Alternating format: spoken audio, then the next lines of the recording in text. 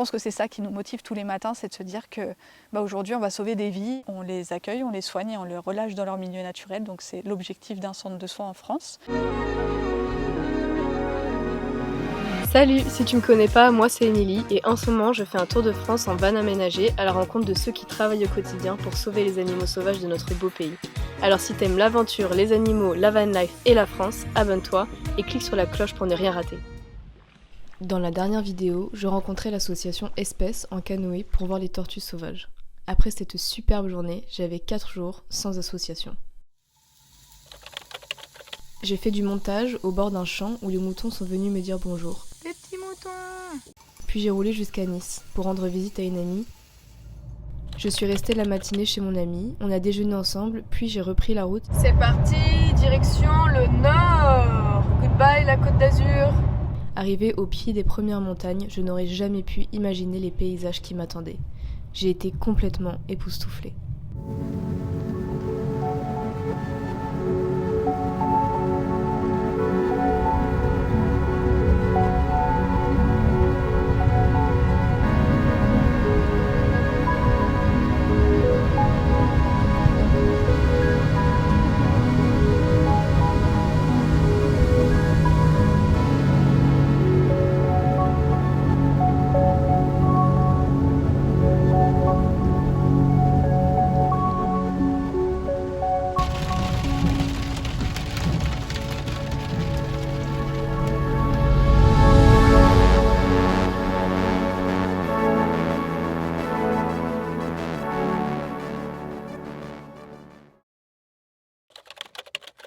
Je me suis ravitaillée en eau et après le déjeuner, j'ai repris la route direction un plateau dans l'espoir d'échapper aux nuages.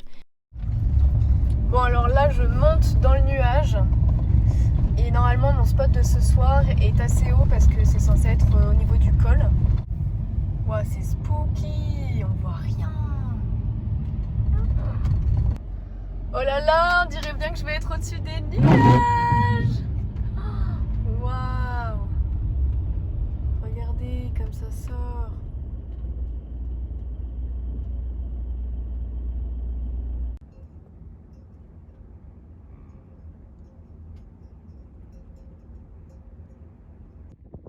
Et je ne fus pas déçue car le lendemain,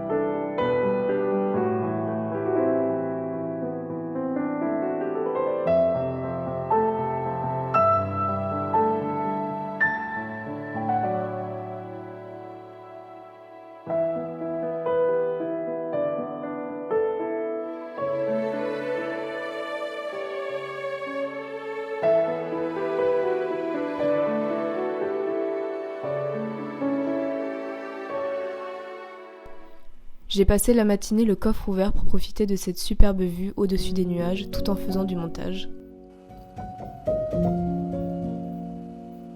Puis encore une fois, j'ai repris ma route direction Grenoble, ou plus précisément le Sheila, où j'ai dormi près d'un lac au creux des montagnes. Back on the road, baby. C'est quand même magnifique les montagnes. Wow.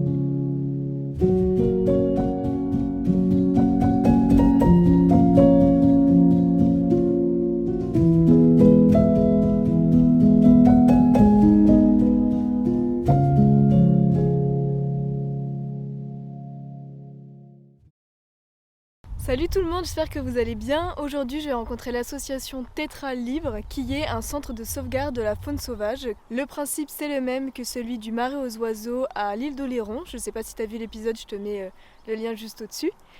Et puis je vais découvrir ça et voilà. Je suis en train d'arriver à destination. Donc normalement les locaux de la Tétra Libre.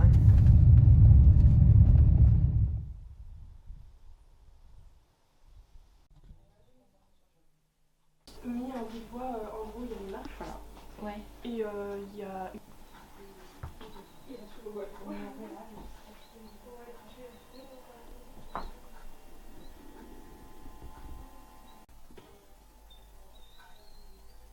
Donc, bonjour, moi c'est Florine Coulon, je suis médiatrice faune sauvage et en parallèle je suis également aide-soigneuse.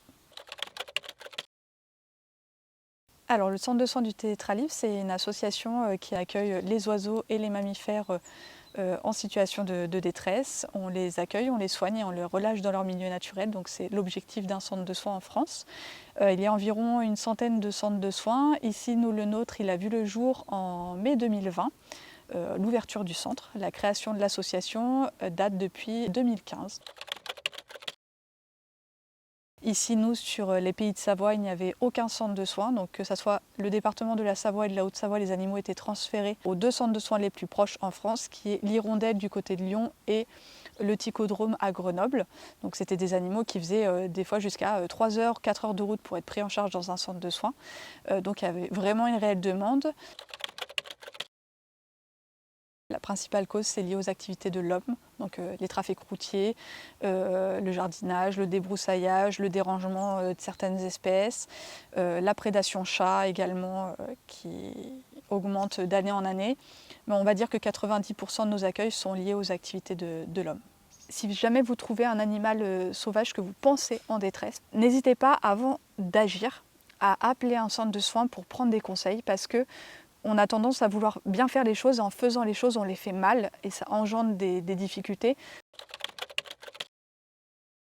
Les deux principales sont la mission de médiation faune sauvage, donc de répondre au téléphone pour orienter les découvreurs dans la prise en charge et les conseiller dans la prise en charge d'un animal en détresse, d'accueillir l'animal et de le placer en salle d'auscultation. Ça, c'est le premier pôle.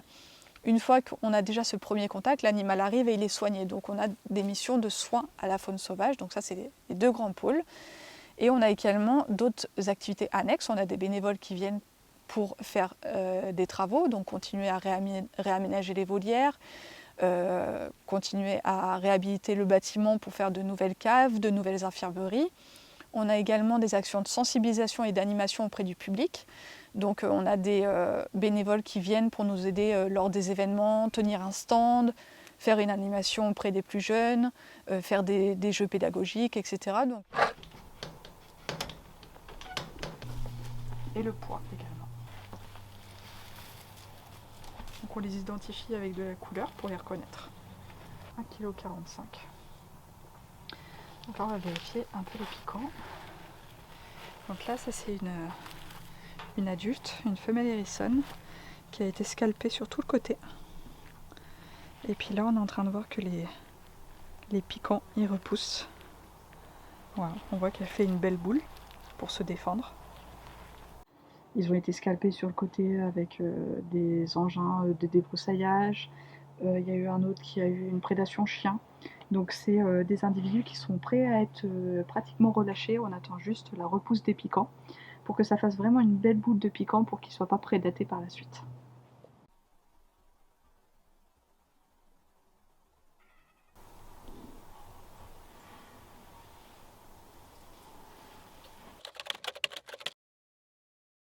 En France, il n'y a pas de diplôme reconnu de soigneur faune sauvage.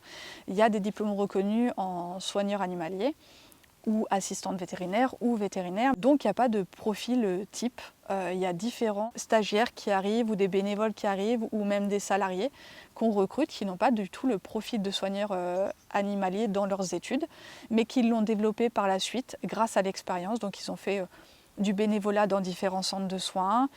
Ils se sont formés en fait sur le terrain et ils ont acquis de l'expérience comme ça sur le terrain et c'est le réseau entre guillemets, des centres de soins qui fait que plus on a de l'expérience, plus on a du réseau et plus on a accès à ce genre de poste.